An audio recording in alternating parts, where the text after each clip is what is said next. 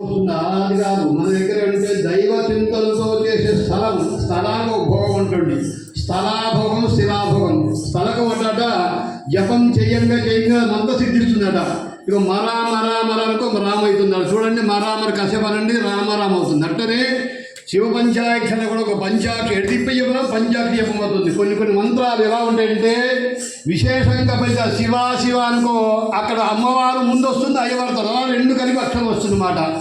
ఆ మంత్రశక్తి చాలా గొప్పది. అందుకే మంత్ర యంత్ర తంత్రం అంటుంటారు. కనుక మన గురుగారు నమస్కరించారు. ఎందుకంటే ఇలాంటి భాగ్యనగరంలో, ఇలాంటి హైదరాబాద్ స్థలంలో, మంచి స్థలంలో, నడిపొడ్డున ఇలాంటి మంచి స్థలంలో, ఇంత మంచి సమయంలో, ఇన్ని ఏర్పాటు సమయంలో ఇలాంటి అవకాశం దొరకడమే దుర్భరం. ఎందుకంటే మనకి ఏయో ఖర్చు పెట్టుకుంటారు, ఏవో ఫంక్షన్కి వెళ్తాం, కానీ ఇలాంటివి చేయడం అనేది అదృష్టం. ఎందుకంటే అశ్వమేధ ఫలితం వస్తుంది. యజ్ఞో వై కామహాం.